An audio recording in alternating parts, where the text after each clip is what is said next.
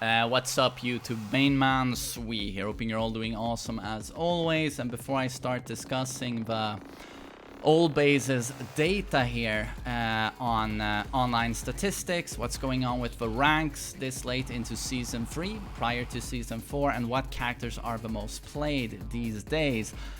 God bless his heart for giving us these updates, and as he says here, my name is Oliba, I like data, numbers, and math, and thank God he does, because I love these statistics. And hopefully, I think last time I had some issues trying to express what the data was saying. I think for the most part I was correct, but I think I misrepresented a few statistics. He corrected me in the YouTube comment section.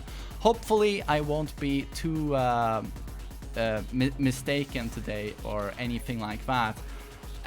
But before we get into that, I just want to say that I'm very grateful to see that the community has really got Arya's back, the Bat Blasted Salami, their team.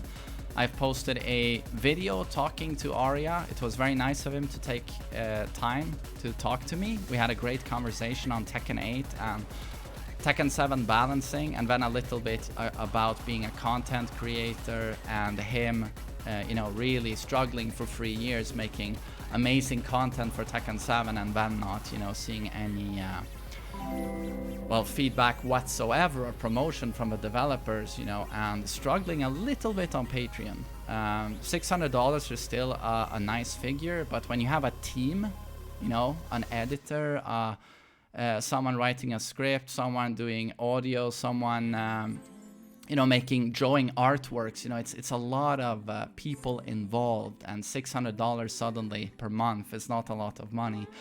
But I posted a video on him, and I urged you guys to please try and help him out. I've done so myself, because you gotta put your money where your mouth is. And I also tweeted about it, and I'm so happy to see that his Patreon has gone from 600 to 1100 in pretty much a day. So yeah, pat on the back on you guys. Wonderful effort.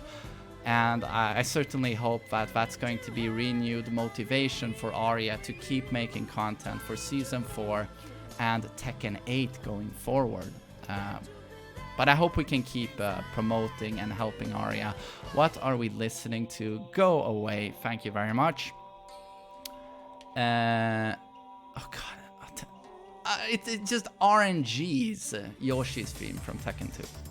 Moonlit Wilderness, that's more like it. Okay, so without Alzheimer's strikes again.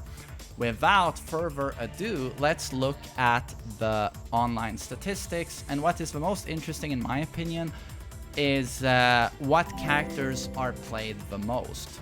And this is where we can see... I'm gonna do this, actually. We're gonna full screen this. So here we have the characters, as you can see. And to no shock, let's see if I can actually enlarge this a little bit. To no shock, as you can see, we have Paul at the top, followed by Kazuya, Brian, and Armor King. This has sort of been unchanged. But when Season 2 launched, Armor King was actually the third most played character. He was actually only behind Paul and Kazuya. Still 4th place, even though he is far from a great character. He's like mid-low tier, I would say. He's still incredibly popular, as we've discussed before, and this is much thanks to him having one of the absolute best redesigns ever in a Tekken game. I mean, he looks like $1 million. No wonder everyone wants to play Armor King. So, you know, buffs or no buffs, the Armor King players are very consistent, and they are going to play the character no matter what, is what it looks like. But what is very, very interesting is that Julia, as you can see here, she's gained 5 placings. She's gone up 5 placings since the last statistics since the last time he assembled these statistics. So she's getting more popular.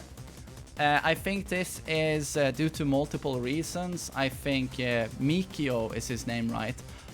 almost winning Evo Japan. He was the runner-up against an army of Leroys.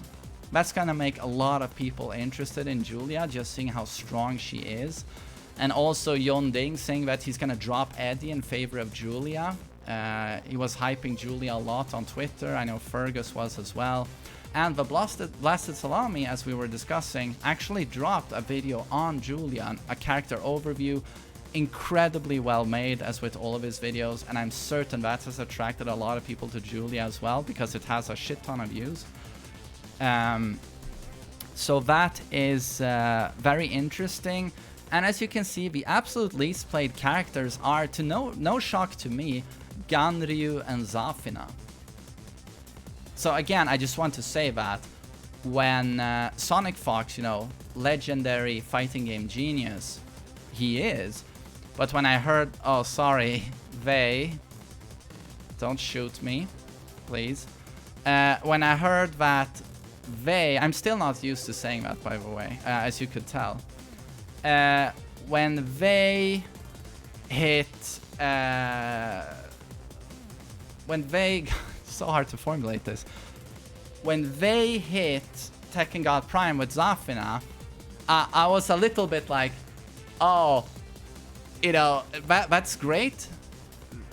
They did it after very little time, and it's no matter what, that's super impressive. But if they had done it with Lee, Steve, Mishima, Jin, insert a lot of characters here, I would have been way more impressed. Because Zafina, you have one of the most complicated matchups to learn in this game, and no one ever plays her, as you can see. So you never actually get to practice your labbing, you know, make it settle into your muscle memory, punishing and ducking. There's like, honestly, if you want to rank up completely free, pick Zafina, learn a couple of strings, go online, and you'll dumbfound every single person out there. You're just gonna scratch your head and go, what's this? What's this? And boom, dead. Not trying to shit on Sonic Fox, but it's just the truth in this game. Like, if you don't know the matchup, you're dead. That's a very complicated matchup. No one plays the character. And it's the same for Ganryu, Panda and Kuma, as always in the bottom. Eliza, 46th on the list, but actually does remarkably well online, and much thanks to no one knowing the matchup.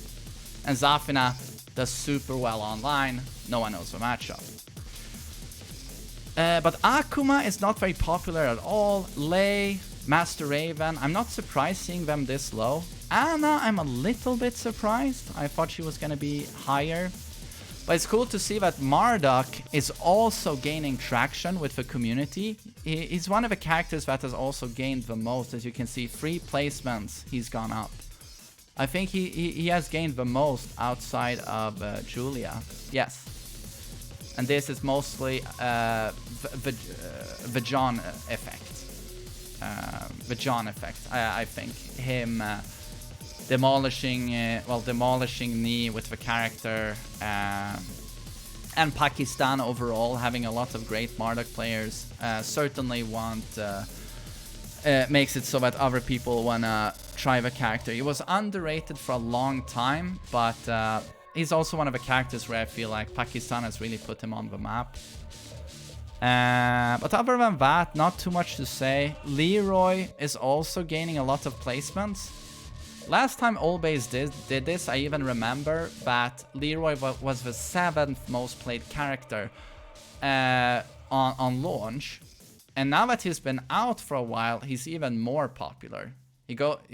I thought maybe he would become less popular after they start nerfing the character and the hype sort of goes down. But it looks like he's getting more popular. He goes from 7th place to 5th place. So the DLC is incredibly successful. He's the 2nd most successful after Armor King. And yeah, we knew this. We knew he was going to sell a lot of DLC. His visuals are simply amazing. Again, you can argue that it's the greatest original design since like 15 years back, 20 years back, depending on your opinion here. It's subjective. But boy oh boy,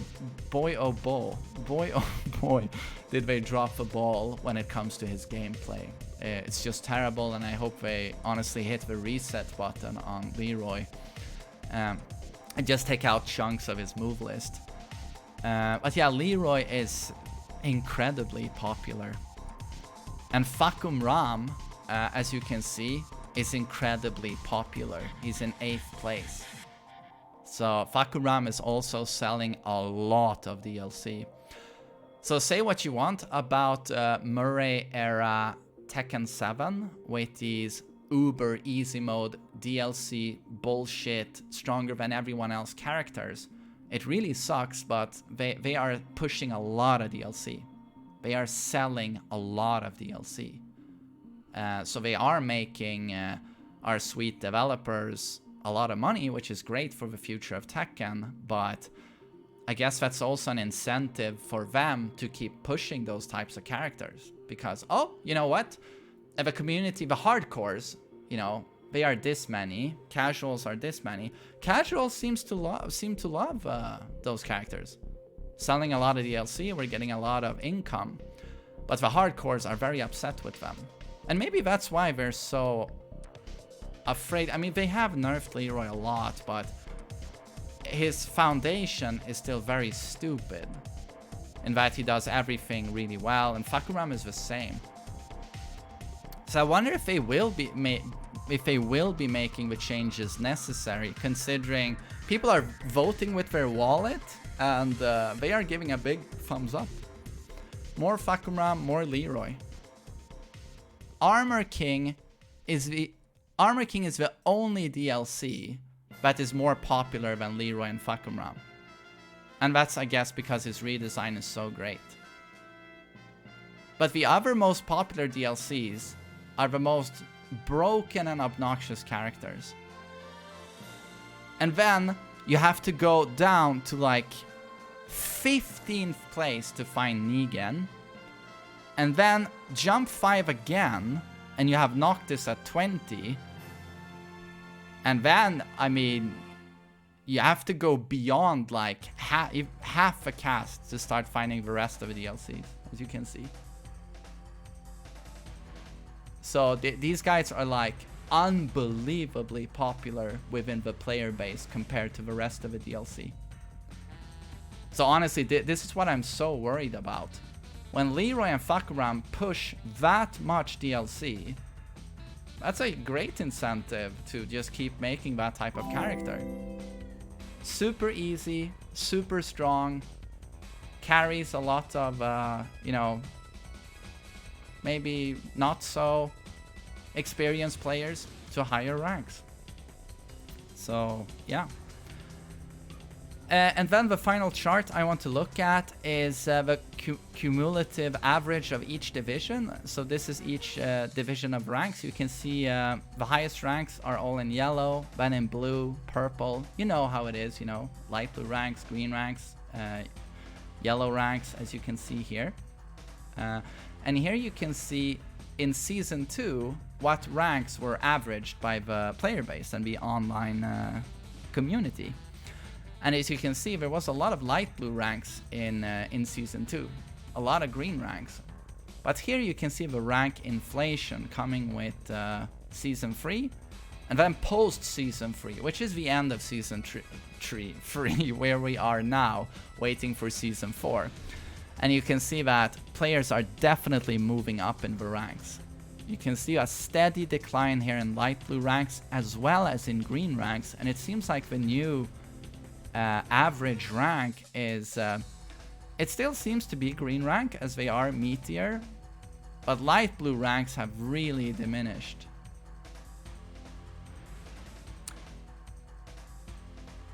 And here you can see this is 50%, so that's 50% obviously of the total ranks, the player base.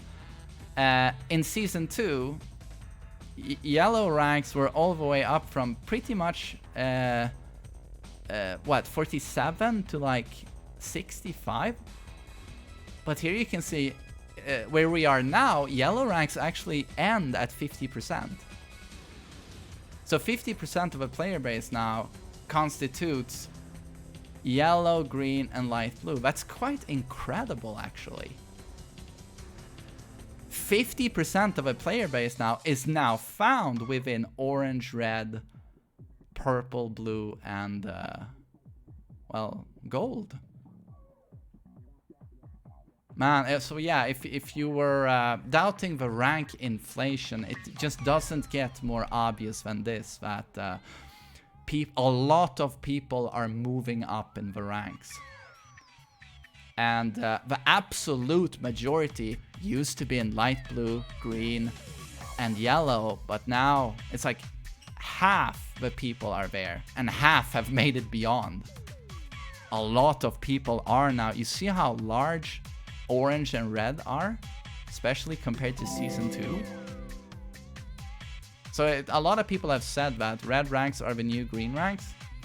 I don't think that is correct, but I think you can definitely say about like yellow and orange here are substitutes for green, and orange is the new yellow basically. And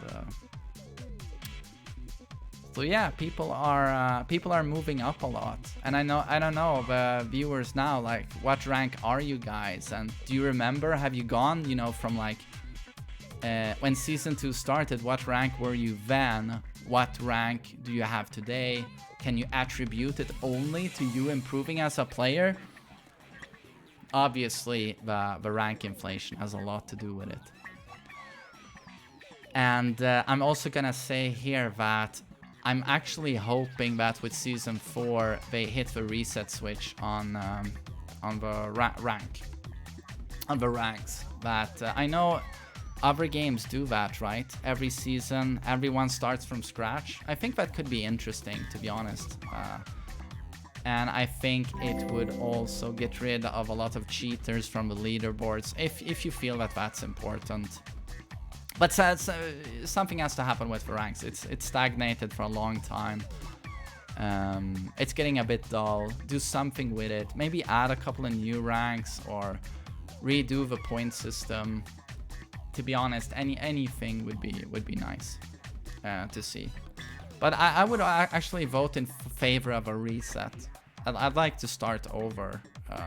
Would make everything feel fresh, and maybe change the point system a little bit. So yeah, those were the updated statistics. It's very interesting. It's cool to see Dragunov so popular as well, and Jin. Eesh! Hazuki, thank you very much for the gift sub. I really appreciate it. But yeah, good stuff. Good stuff. So I hope you enjoyed that breakdown. And I don't know if it's popular to follow Allbase in some way if he posts this to a social media outlet. But you can be on the lookout on Tekken Reddit for his stuff. And on YouTube, I shall link this post so you guys can check it out for yourselves. He has a lot of more slides you can watch with even individual rank statistics on every character. Like if you want to see Akuma versus Kazumi, for example, what character has the most players at Tekken God Prime, for example. You get all of those percentages. It's very interesting. But yeah, thanks for listening to me, everyone.